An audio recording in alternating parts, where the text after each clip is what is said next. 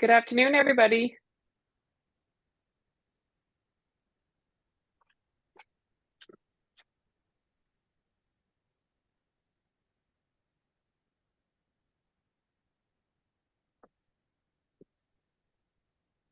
All right, so good afternoon, everyone, and thanks again for joining us. For those that don't know me, my name is Andrew Tate. I'm an account manager here at Detail Roofing. I will be moderating today's session. I'm happy to be joined today by Kelly McDonald, who is our events and client engagement coordinator, as well as our webinar guru. Also joining us today is Michelle Wallace, who is our business development manager. So before we get started, I do want to remind everyone that today's session will be recorded and will be made available by email by the end of the week. This live session is valid for 1 CPE point and will be available to report through the CMRA portal by tomorrow. We will not be providing a certificate for today's session, and in lieu, we will be submitting the attendance form in order for you to collect proof of completion, excuse me. Throughout today's session, you will notice a Q&A button towards the end of towards the bottom of the screen. You can use that to submit any questions. We will get to questions at the end of today's session. Without further ado, I do want to turn things over to Kelly. Today, Kelly will be talking about a very important and very fitting topic for today's and yesterday's weather, reviewing roof leaks and common sources. So without further ado, Kelly, take it away. Thank you, Andrew. Sorry, I just wanted to add to the housekeeping as well. On our last webinar, there was mention that my video was blocking some of the slides. Our slides are very photo heavy, so we want to make sure that you guys can see everything. I just wanted to let everybody know if any active speakers are in the way, that's something that you can minimize and move around from your end. So if I am blocking at any point, feel free to minimize me so that you can see everything that's happening on the slides. So as Andrew said, today we are talking about roof leaks. So I'm sure a lot of people on this, if not everybody, has had to deal with a leak before. So as you know, roof leaks can be not only a headache to deal with, but they can also cause significant cosmetic and structural damage, especially if they're left unattended for a long period of time. So it's very, very important that if a leak is occurring, you want to address it and diagnose it, get it solved as soon as the first signs are noticed. So what are some of those first signs? You know, sometimes a leak can be very fast and furious and present itself immediately in the form of active water ingress or water droplets coming into the home. More often though, what we're seeing is early signs such as staining, any bubbling or blistering, whether that's on the walls or on the ceiling. Sometimes first signs of a leak can also be something that isn't visible. It could be something like dripping sounds that you can hear behind the ceilings or behind the wall, or even soft spots that can be felt throughout the unit or at different roof areas if they are accessible roof areas that are experiencing foot traffic. So looking out for these first signs and addressing the leaks as soon as possible is very important to make sure that it's not going to cause more damages over time. And before we really dive into the meat of the presentation, I believe Andrew has our first poll. Yes, thanks, Kelly. So today's first poll, we will be talking about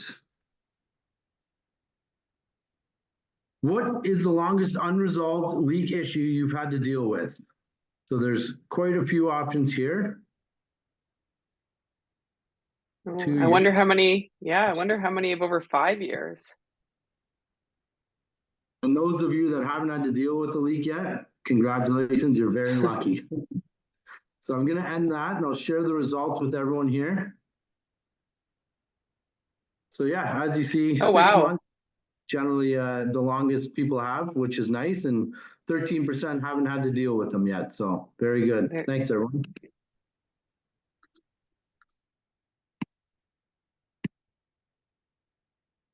All right, so just a breakdown of what we're going to be looking at today very specifically.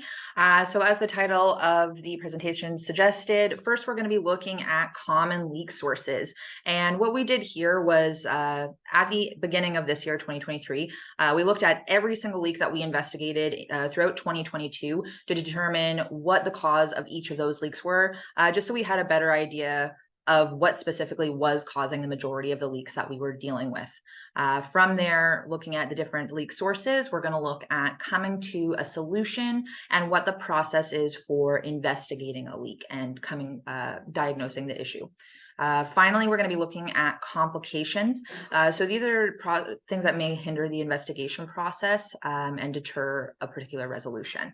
At the very end of the presentation, we will have a Q&A period. So as Andrew said, please feel free to drop any questions in the Q&A chat and we will get around to those at the end.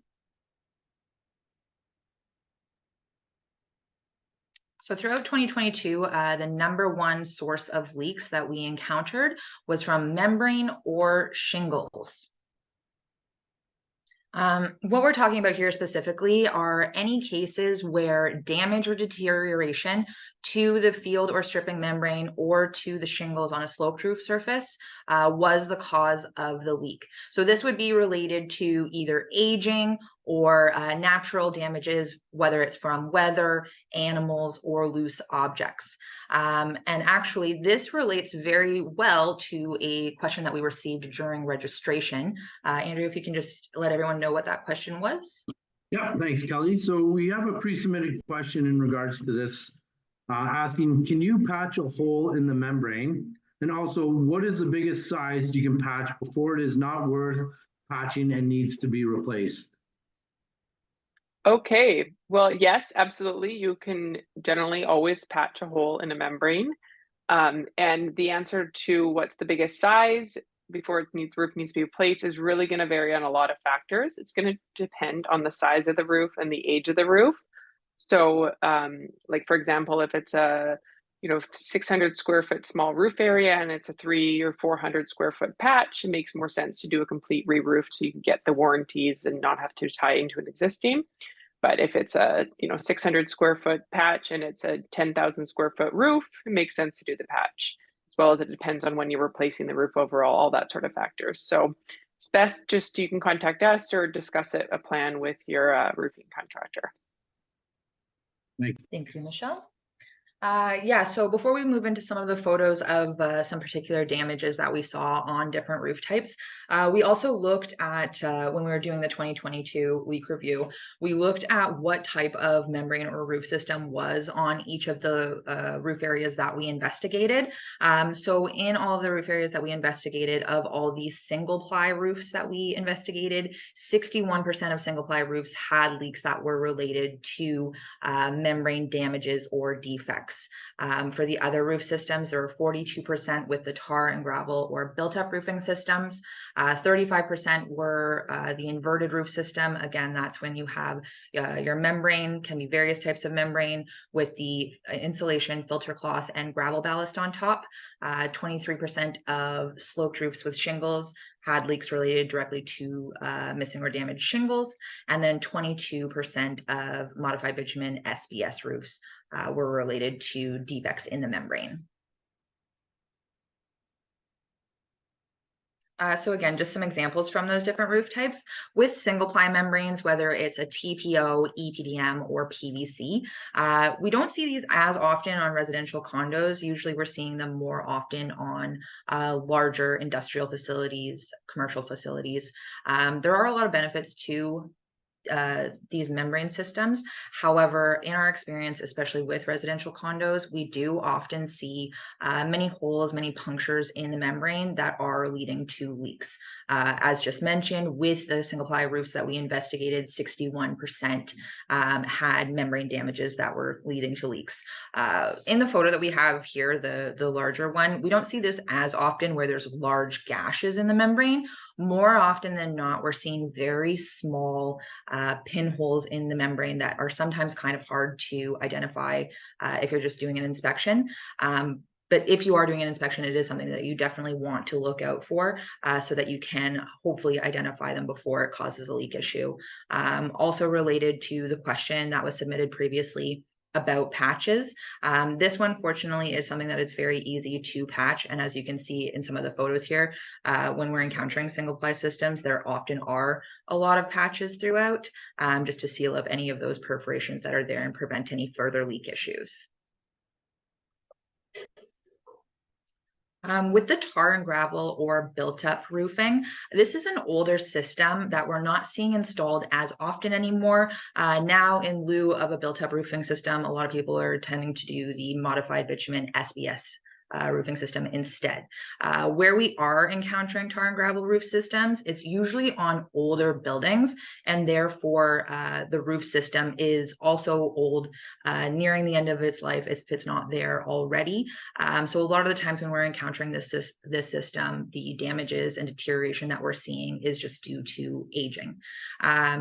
This membrane type especially is highly prone to splits and cracks throughout the winter months when we're seeing really extreme temperature fluctuations.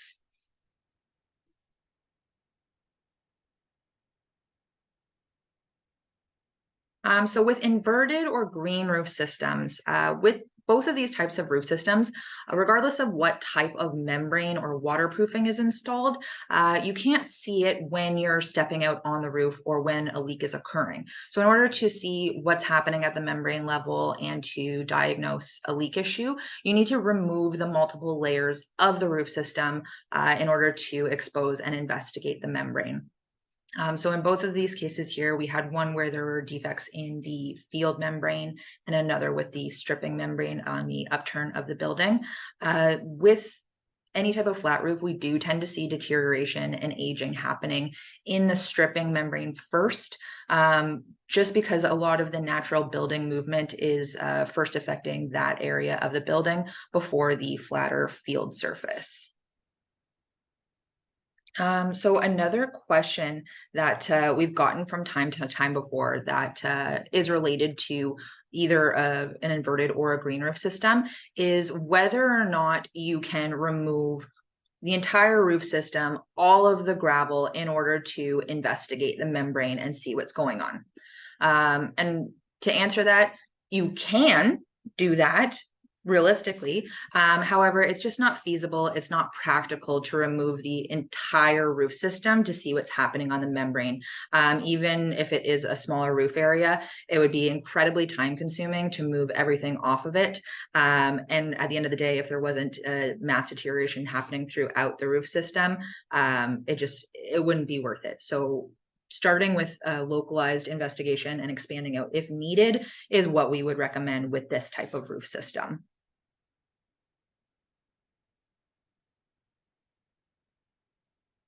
And then with shingles, so the damages that we're seeing are often missing or damaged shingle tabs, as well as severe deterioration that's looking like brittle and cracked shingles throughout. So in the case where shingles are extremely deteriorated and it's widespread, those are cases where it's likely that we would recommend a full roof replacement.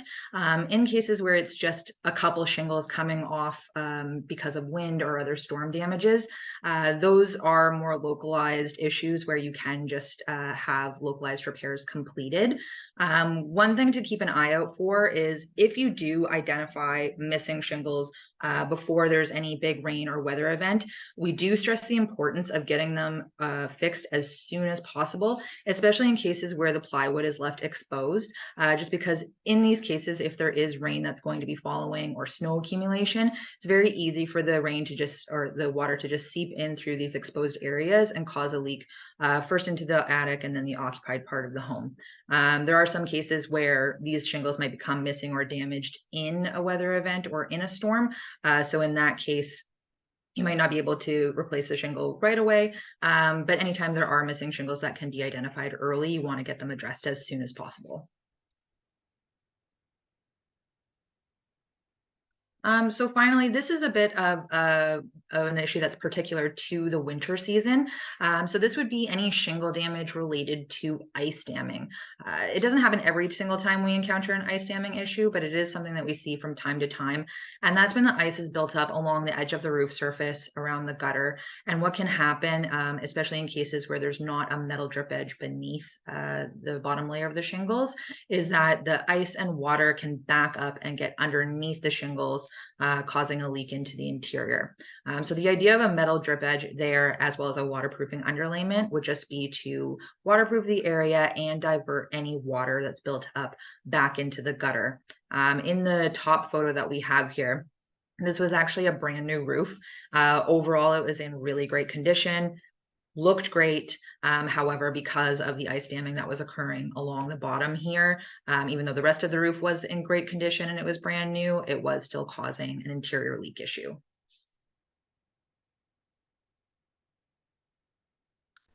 So the second most common thing that we saw in 2022 were leaks related to metal seams. So what do we mean when we're saying metal seams? What we're talking about specifically are any seams that are open or exposed due to missing or deteriorated caulking, as well as any situations where the metal was slightly lifted or disconnected at the seam and leaving an opening where water was able to get in. So the issue here is that in a lot of these cases, there wasn't any waterproofing present beneath the metal. So in those cases where caulking was missing or deteriorated, it was getting behind and seeping right into the area below, causing a leak. So for this reason, it's very important during your annual maintenance or regular inspections, just identifying any areas where caulking is deteriorated or at least starting to deteriorate, so that you can have that addressed and connect as a first line of defense in these areas where metal flashing is installed.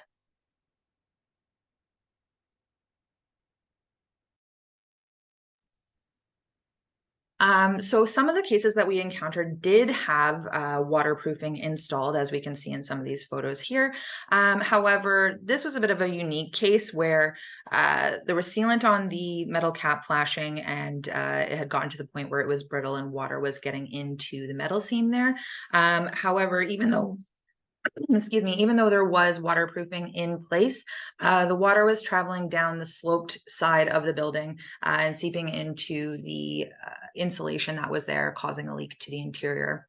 Another thing that we see, especially in the winter months, is on unit balconies and the caulking that's along the metal flashing there. If that is deteriorating or starting to lift at all, the water can actually get underneath the caulking and back up into the unit, which we saw in this case here.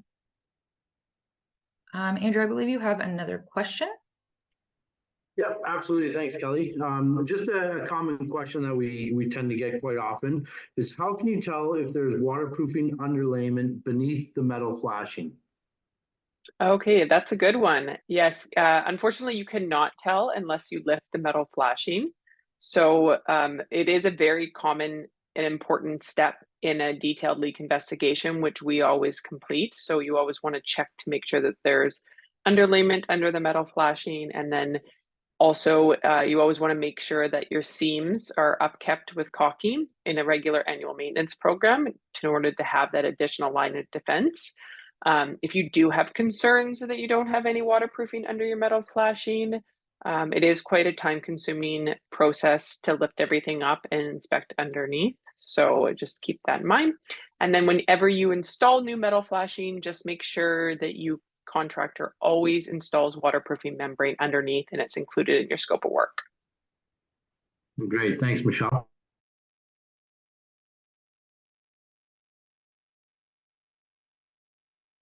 So some other things to keep in mind when it comes to caulking and metal seams. We do encounter some situations where there is caulking or there is waterproofing in place, but it's not always sufficient. So in this particular case, there was a chiller unit. There was new caulking applied to many of the metal seams. However, there were a couple areas where there was caulking missing. And as you can see in the top right photo, there are some openings and exposures there where there isn't any caulking and where water is able to enter. When we removed the metal to investigate what was happening below there, there was a waterproofing membrane in place. However, you can see that there are some issues with the installation. There are some openings throughout and some blistering happening in the waterproofing membrane, again, where water was getting in and causing a leak to the interior area below.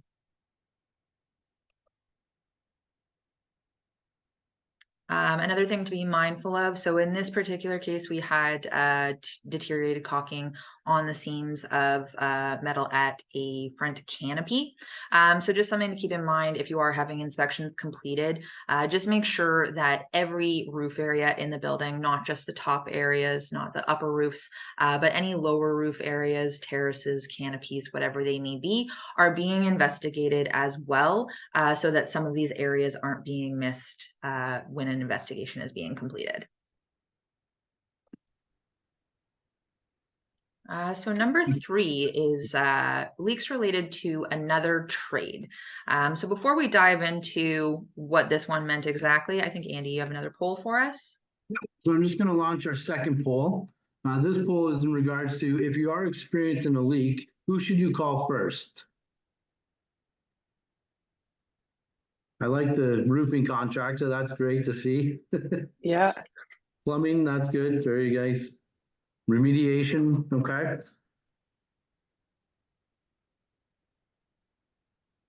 Very good. All right. Well, I'm going to end the poll there. I'll share the results with everyone. Yeah. So as you can see, roofing contractor tends to be number 1 call for any leak issues that people do face. So thanks for that. And I'll let Kelly talk about that a little bit as well.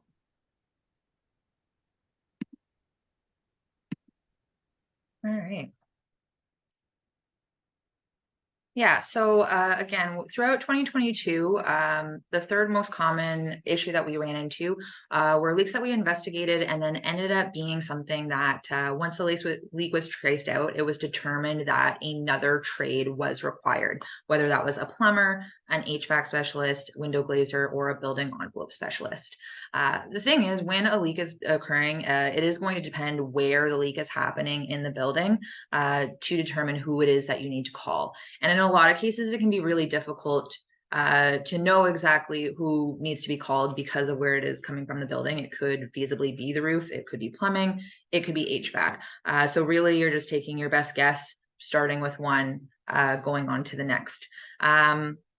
There were many cases, not just in 2022, but in all the years that we've been doing investigations, where we were not the first people that were called in, especially in cases where a plumber or an HVAC specialist was called in first. Once we came in and did the investigation, through the thorough investigation process, especially investigating behind the walls, behind the ceiling, we were able to identify areas where there were splits in the plumbing or issues with the HVAC. A lot of the time managers are on site when we're doing this, or we have the photos to be able to show them, and then they can go back to another trade and identify what repairs would be required. And again, just taking a look at some of the steps of the investigation and how it is very important to determine what the root cause of the leak is and whether or not it is a roofing issue or something else. We had this one case where it was coming in on a lower area of the unit along the baseboards and the floor. Again, as we saw with the balcony and the caulking issue, water backing up underneath, there can be issues related to roofing that are coming in at lower areas, not necessarily at the ceiling or along the walls. I believe a plumber did go in first before we investigated this particular issue. And even when we investigated the roof, there were some issues happening on the roof as well. When we did the investigation, we ended up going to the other side of the kitchen where the leak was occurring, opening the wall up there and investigating behind. Ultimately, through the investigation, found that the dishwasher was actively leaking, but it was happening in a space behind the ceiling that wasn't immediately visible. So again, just completing a thorough investigation, really poking around and seeing where that water is coming from can be very beneficial to determine a solution. So the fourth most common issue that we came across was improper installation. Anybody who's joined some of our recent webinars, this is something that we expanded on quite a bit in our September webinar, but that's just considerations to consider when completing a proper roofing repair. First and foremost, manufacturer guidelines are paramount to completing a proper roofing repair. Within the manufacturer guidelines, they're also going to provide technical data sheets that give you information about the product, including surface preparation requirements, product compatibility, what's going to work with this product, what's not. Another thing to keep in mind when completing a roofing project of any kind are measurements as they relate to flashing.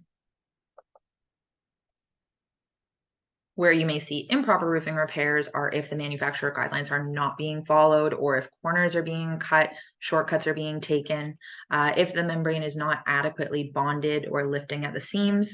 Often issues with the bonding of the membrane can be because of installation guidelines not being followed or because of incompatible products being used. And then again, if the measurements are not taken properly, or if care is not put into sourcing the right materials, then you might have incorrectly sized hardware like flashing, which can create quite an issue. So some of the membrane deficiencies that we see of all the different membrane types, the SBS modified bitumen membrane is probably what we see most often. There are a number of installation methods for this type of membrane. So commonly this would be torch applied. It can also be done with a cold applied adhesive or peel and stick membrane. But either way, there's always going to be installation guidelines, best practices, technical data sheets, a wealth of information so that the system is installed properly. Where we tend to see issues is when there are seams lifting and not adequately bonded, any wrinkled or blistering membrane throughout, or ridging membrane. And then a very common issue that we see is with the stripping or flashing membrane. When the membrane is not installed properly up and over the side of the parapet wall, you are often left with areas like this that are exposed. We see a lot of situations where there is exposed plywood. And again, if there's not any sort of waterproofing over that, then it's just an area where water can get in and create an interior leak.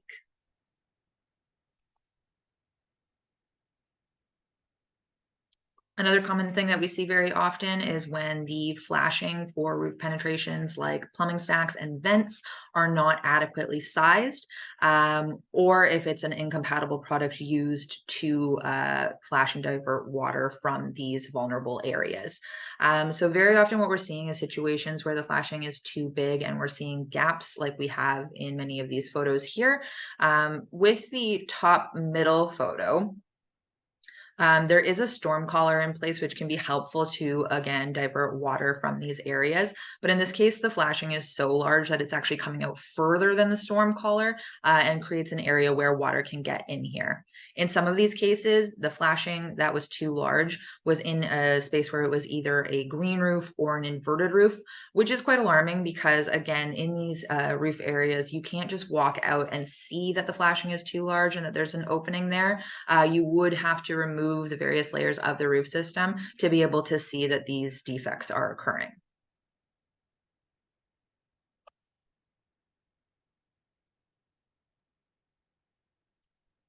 So next up we have roof penetrations. So similar to what we were just looking at with the flashing, with roof penetrations, we're talking about any chord areas of the roof surface or any openings for things like plumbing, HVAC, and electrical. With these particular cases, it wasn't anything that was related to improper installation or anything like that. These cases were all either defects or damages like corrosion occurring at the flashing, like we have here, any perforations from corrosion or otherwise, deterioration at the membrane where the flashing is being roofed in, or deleted penetrations that were not adequately sealed and then leading to various leak issues.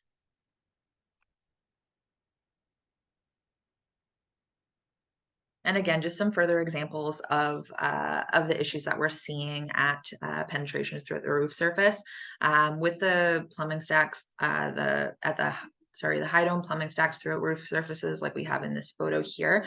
We do come across this very often where there are small little holes in it. Depending on the size, it could be something that you can seal with a reinforced liquid membrane, or in a lot of cases, it would just be easiest to replace the flashing entirely.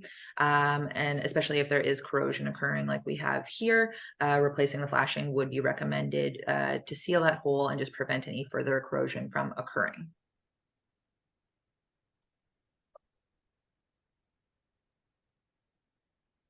So again, just an example of a deleted penetration. When we're talking about deleted penetrations, that would be if there was a hole or a cord area of the roof that's no longer in use, but is still there. There is still a hole, or in some cases, the actual flashing is left, or in this case, the beam that's there was left.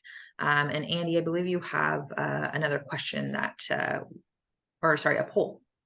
Yeah, and this will be our third and final poll here. So in this regard, if a penetration is no longer in use, should you permanently seal the opening?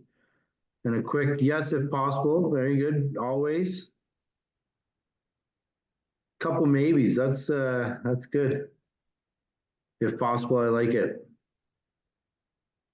All right, so I'm gonna end the poll there. I'll share results as well. Yeah, so as you see, yes, if possible is the is a very popular pick. Very good answer, and thanks everyone. I'll turn it back to Kelly there. Yeah, in situations where something is being removed and you know that that's not going to be used for anything in the future, it is good to seal it just so that it's not going to create a potential water ingress issue. However, there are some cases like we have in these photos here where it may not be feasible to remove the penetration entirely. In this particular case, what they had done was they installed a little cover over it. There was some caulking and other sealant around the perimeter where this penetration met the building. However, there was a lot of deterioration occurring both at the base where the membrane was roofing this penetration in, and the penetration itself was pretty corroded and was causing a leak issue. So if there are cases where a penetration is deleted and it's not feasible to remove it, or if it's a case where for whatever reason you just don't want to remove it, we would stress the importance of making sure that it is at the very least included in your annual maintenance or annual inspections, just to make sure that it's not getting to the point that this one is at where there is corrosion and deterioration occurring that can lead to a leak issue, which in this case did lead to a leak. And as you can see here, these are one of the people that was dealing with a 5+ leak year issue, leaking for over 6 years. Just a final note on penetrations. So what we would recommend if you have an inverted or a green roof would be to periodically complete inspections of the bases of the membranes, again, because these cannot be seen when you're walking out on the roof surface. So by including these in your maintenance or as a separate scope of work, it's just the best chance to identify any early signs of damage or deterioration that could lead to a potential leak issue.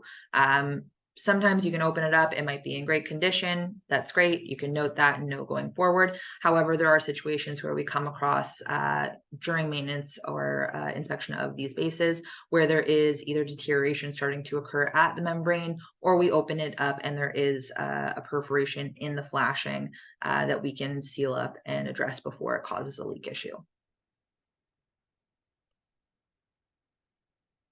So next up we have drains. So when we're talking about drains, that would include any flat roof drains or overflow scuppers that we would commonly see on flat roof townhomes or some other roof areas. And typically the issues that we're seeing here are corroded drain inserts or any issues with the actual drain hardware itself. We do often see deteriorated membrane at the drain where the insert is being roofed in. The missing or damaged blue seal. So the blue seal goes inside the drain insert. If that is not there or if it's damaged, can cause a leak issue, as well as with the scupper overflow drains. If the membrane that's roofing that in is lifting or damaged in any way, water can back up under the membrane and cause an interior leak. One thing that we would recommend With drains is, again, whether it's part of your maintenance or otherwise, just having the drains regularly checked to prevent any blockages and identify any potential issues early before they cause leaks, similar to the penetrations. So any drains that are blocked by heavy debris or vegetation growth, they're not going to function as intended, and ultimately they're going to impact adequate drainage of the roof surfaces. If the drains are blocked, even if there aren't issues at the drains themselves, if you have a flooding situation or severe ponding water like we have here, if there are other defects occurring throughout the roof, then it's just more potential for water to get into other areas because it can't adequately drain down the drains. This is especially important heading into the winter months, as we are about to do right now, because of the higher volume of snow and ice accumulation and then the subsequent melt that comes along with that.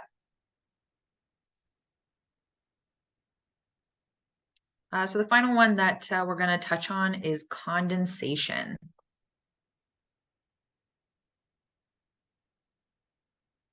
So overall, leaks from condensation made up a smaller amount of the leaks that we investigated throughout 2022, especially because we tend to see the condensation leak issues a lot more often in the winter months. However, because condensation leak issues, they typically take a while, at least in our experience, to identify them. They often have the most damaging results, like we can see here. So in this particular case, the condensation issue that was occurring was so severe, as you can see, it stained the underside of the roof deck, but it also, the entire ceiling through the majority of the unit had to be removed because of the excessive condensation that was occurring. One of the most common things that we see related to condensation, whether it's a flat roof or a sloped roof, is when there are disconnected vents behind the ceiling or disconnected vents in the attic that are blowing hot, moist air into these spaces and creating excessive condensation.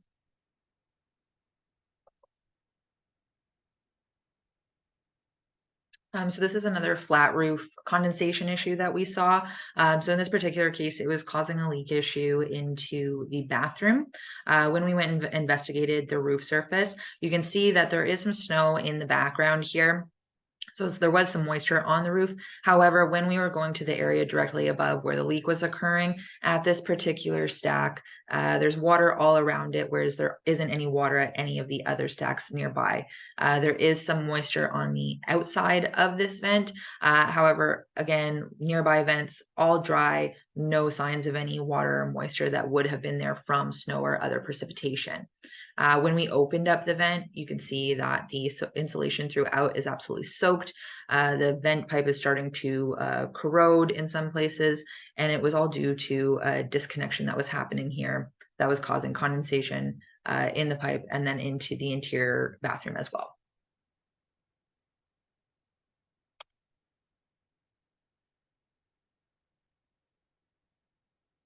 Okay, so now that we look at the common sources that we saw throughout 2022, what happens when you have a leak? How do you come to a solution?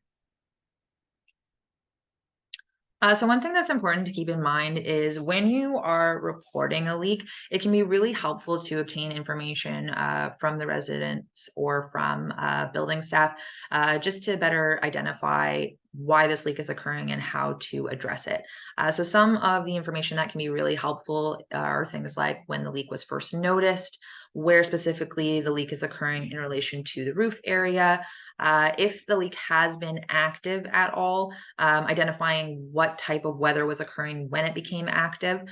So was it during any type of precipitation, or was it only during heavy rain, only during wind-driven rain? What was the temperature like? Was it only occurring when it was -10, -20? All these things can be very helpful just to determine what it is specifically that's happening. Also, if it is becoming active, how long it takes to stop after becoming active, and how old the roof is.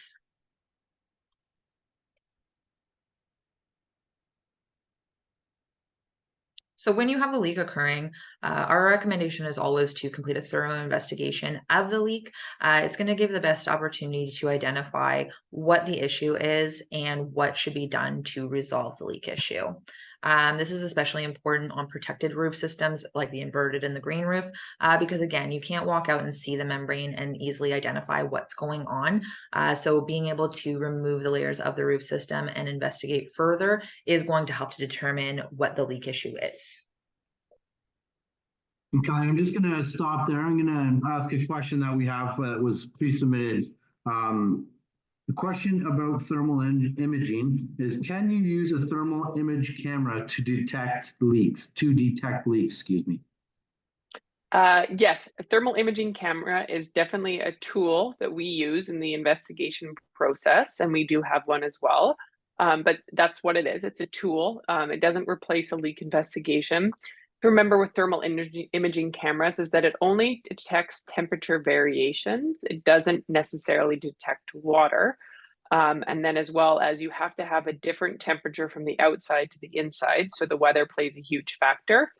So sometimes, let's say if we can't open up a wall for an example or something like that after we've done, exhausted a lot of the obvious steps in the leak investigation process, we will bring it in. But you just have to keep in mind that it is a tool and not the main source of a leak investigation, and does not replace the many steps that we have to do. Thank you, Michelle. So speaking of those many steps, the leak investigation process.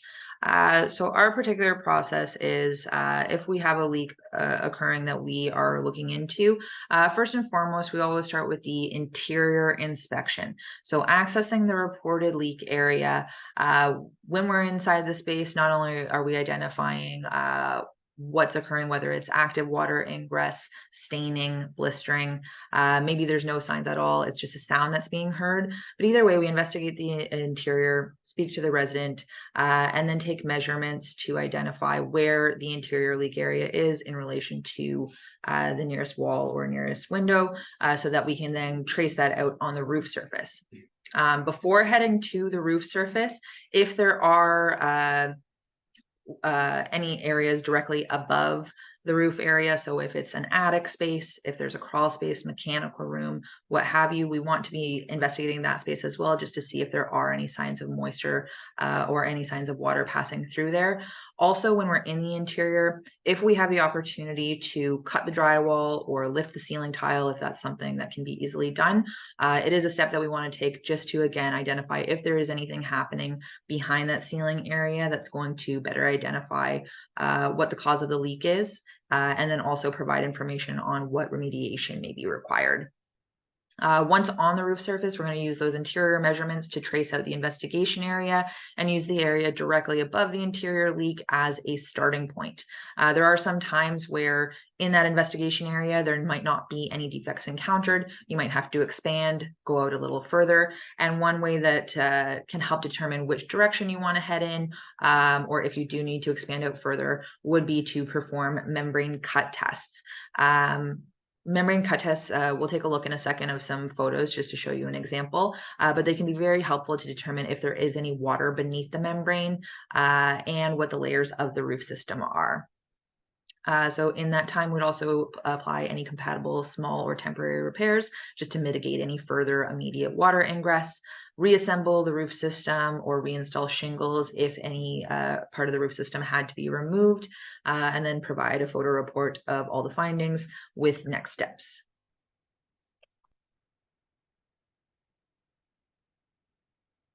So just taking a look at a photo example of a leak investigation. So in this case, there was some very minor staining on the ceiling happening there. Measurements were taken and the area was traced out. In this case, we didn't have authorization to cut the drywall. There was no space above, so it was just directly to the deck above. Deck boards were removed so that the membrane could be investigated. In this particular case, there weren't any obvious defects on the membrane that was exposed. When the cut tests were done, there was moisture beneath the membrane there. However, again, because no defects, the area did need to be expanded. Fortunately, in this case, it wasn't a very large roof area. It was just a private terrace. So our technicians expanded the area and did find some openings from deteriorated caulking in several areas along the railing posts. In one area in particular, there was concrete visible behind the failing caulking. So temporary repairs were applied. photo report provided, and then repairs completed following this. So just taking a look at some of the steps mentioned in the investigation and how they can be very helpful just to determine what's going on. So looking behind the ceiling, not only are you going to be able to identify if there's any staining or any active water ingress occurring behind the ceiling, you can also see if there are any pipe or ducting connections that are going to the roof surface. This can also be very helpful, again, where it's a situation where it could be another trade that's involved.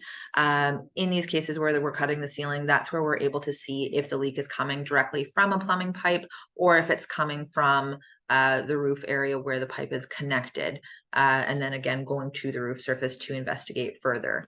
When we're investigating behind the ceiling, there are also sometimes where we identify cracks in the concrete, which can be an issue with traveling water, and just identifying if there is any mold or anything behind the ceiling that may be hazardous and need to be addressed on top of any other remediation.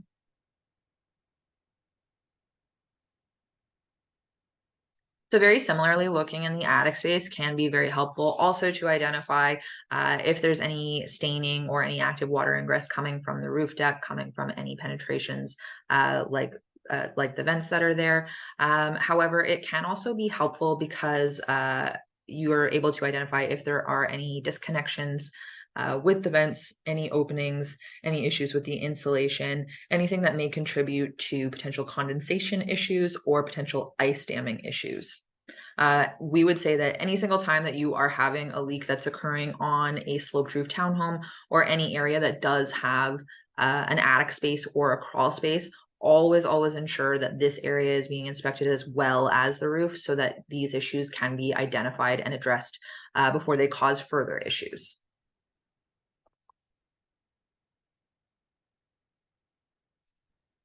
So again, the membrane cut test can be helpful for a number of reasons.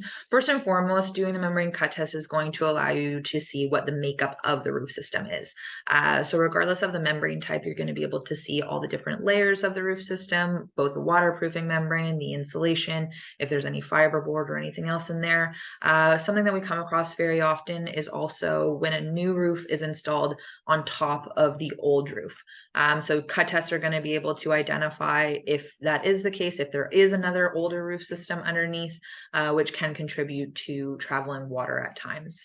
As you can see in this photo here, by completing a series of cut tests, we're able to identify where there is moisture versus where there's dry areas, which can be helpful to determine if water is traveling and where specifically it's coming from.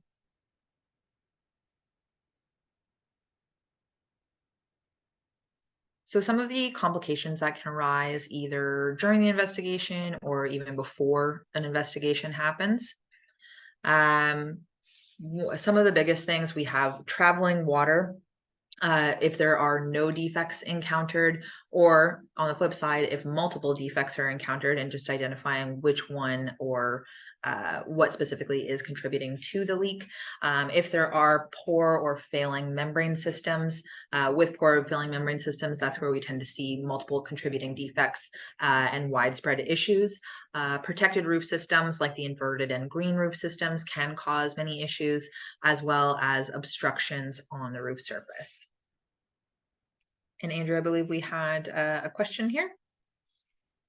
Yes, a very common question that we are asked quite often. I have a leak occurring in the same spot after repair was completed. Did the repair not work? Well, it could be both. One, yes, there's a possibility that the repair did not work.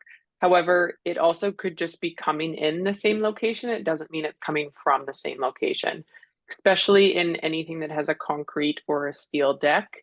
Water can travel, and it's just going to travel to the lowest point where there's a crack or opening in the deck, and that's where it's going to go through. So often you can have repeat leaks in the same opening in the deck system, and they can be coming from completely different areas. Inverted roofs also, they have many factors in it. So sometimes when you open a roof system up directly above the leak area, and you deal with defects in that vicinity, you can't necessarily see if there's additional defects further away. So always need to do an investigation and expand out and see what else is contributing to the leak. Michelle, just on this topic as well, another Yep. commonly asked question we do have, once a temporary repair is put in place, how long is that temporary repair going to last? I love that question. I get that question probably once a day. It really honestly depends. There is no predicting how long a temporary repair lasts. A temporary repair is meant to be what it's called, temporary. It's meant to give the corporation time to review and consider the recommendations. But especially this time of year, there's absolutely no guarantee. With the temperature fluctuations that we get in Ontario and the extreme highs and lows, that roof is expanding and contracting a lot, which makes it extremely difficult for those materials to hold, especially on anything that's a drain related. Drains are extremely difficult to temp. And what I would recommend is moving forward with the recommended repairs as soon as possible. Great, thanks, Michelle. So just want to highlight some of the photos that we have here as they relate to traveling water. So something Michelle mentioned was the type of roof deck and how that can contribute to traveling water. So concrete and steel decks especially is where we tend to see a lot of traveling water. Concrete or the steel decks we tend to see more often in commercial facilities, larger industrial facilities. But as you can see here, if the water gets underneath, if there's these steel flutes, it's very easy for the water to just travel along and again to the lowest point. So with these types of roofs, especially if anybody has any commercial buildings with a steel deck, it's very easy for water to travel on these. Concrete is also something that the water can travel through very easily, and in those cases the water might travel a lot slower, making it take longer to present itself as the interior leak.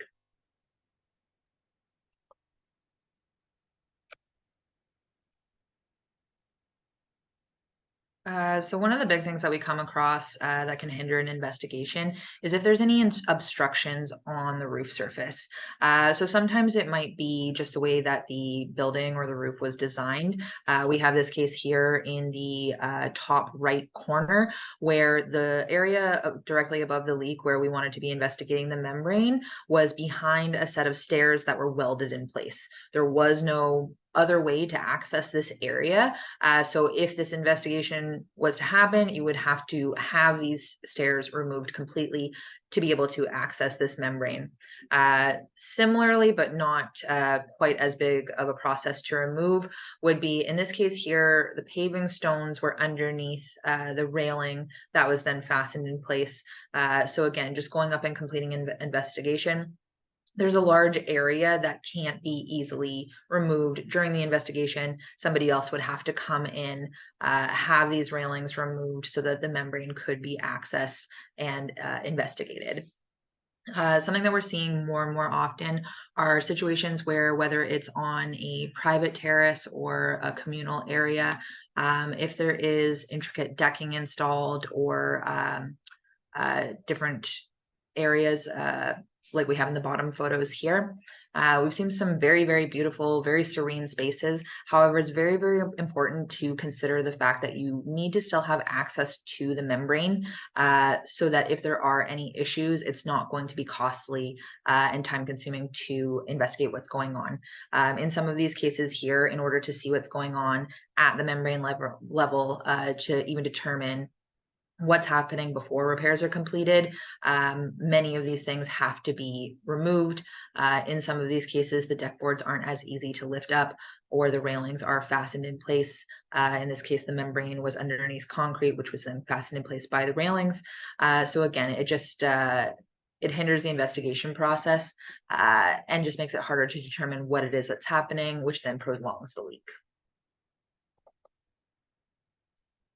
And then the final thing that we're going to be looking at is any failing membrane on an inverted roof system. So again, regardless of the type of membrane or in this case, it would be an asphalt-based membrane. Once the membrane starts to reach the end of its serviceable life, or if it's at the end of its life, what we tend to see is when you're lifting the insulation, it becomes bonded to the membrane, and the membrane will start to come up with the insulation. So this can be an issue when investigations are being completed, because you have to be very, very cautious about what areas you're lifting up and making sure that you're not causing more damage by expanding an investigation area.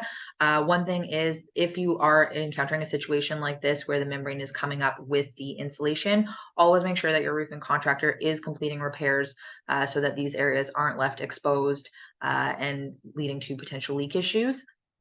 Another thing to consider is that when repairs are being completed on these roof systems that are failing or at the end of their serviceable life, tying into this is not as easy. It's a bit volatile. It can't be guaranteed. So realistically, if it's at the end of its life, if you're not already thinking about a roof replacement, this would be time to start looking into replacement of the roof surface.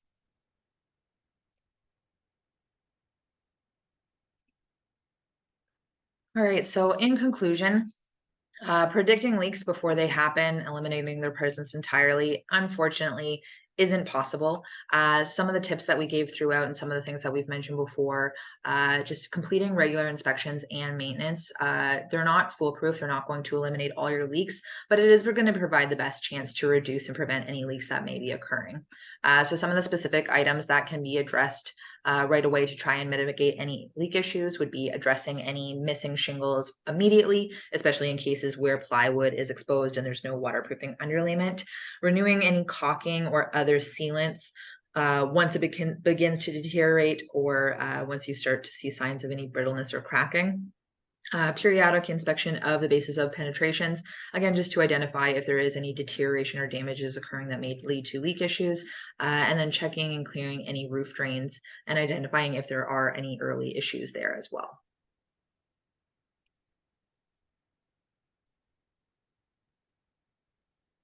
Very good, Kelly, and thank you as always. Very informal presentation. I will turn it over now to the Q&A section of the webinar. A lot of great questions that we did receive throughout the webinar. So as mentioned, if we don't get to your question, we will get to you via email in the near future. So the first question we do have: are flat roofs always installed with one membrane or two?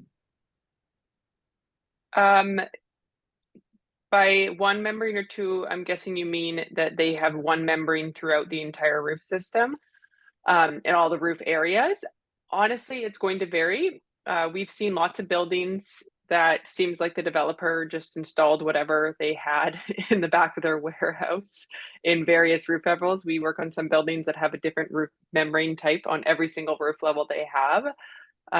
We do always recommend a 2-ply system for flat roofs, and that is the most superior roof system of today. So we would recommend that in all roof areas. However, it's kind of a coin toss of what happens these days. Very good. And the salesperson in me loves this question: how often should roof inspections be done? More than once per year? For sure, at least once a year. We do recommend that you get your roofs inspected at very least once a year, as well as the Canadian Roofing Association and various other trades associations, as well as all roof manufacturers and their warranties stipulate that annual roof inspections and maintenance does need to occur in order to upkeep their warranties. There's some buildings that are more prone to issues or have a lot of foliage around them that maybe they are on a biannual program. It's just going to be dependent on your building's needs. Okay, and I think we have time for one more. So question that we received was, while adjusting the leaks, is the use of cement or a quick dry concrete a great solution for my roof? Unless it's an extreme emergency and you are unable to put down any other temporary repair, let's say there's a massive typhoon outside and it's the middle of the night and that's your only solution, then you it can be used in an extremely limited capacity. However, it is not recommended. It's extremely time consuming to remove. And it can be very dangerous for your drainage system because when the concrete goes on the roof, it's all your roofs are sloped towards the drain and it's just going to start traveling towards the drain before it cures. And if it gets into your drainage system, then that could be catastrophic. You'd have to replace your entire drainage system. Okay, very good. And a couple other questions. We will be providing the webinar via email in the next coming few days, as well as the attendance list will be provided to CMRAO as soon as tomorrow. So you will have to contact and go through the portal in order to get your CP credit. We will not be issuing certificates, excuse me. One more quick question. How long does it take to get a report of a water leak once the roof inspection by Detail Roof is completed? Detail Roofing, excuse me.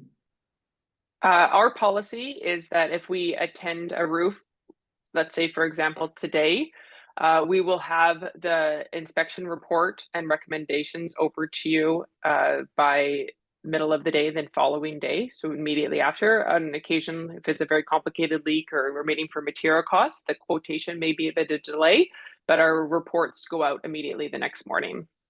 And also add to Andrew's comments that if anybody hasn't had their roof checked this year and they are concerns about leaks after we've been talking about all the dangers of what happens on a roof, please feel free to contact us. Right. So again, if we didn't get to your question, we will reply via email and eventually get to you regarding your question. So thanks again, everyone, for joining us. I will turn it back over to Kelly. Kelly will inform you of when the next webinar will be, and we look forward to seeing you then.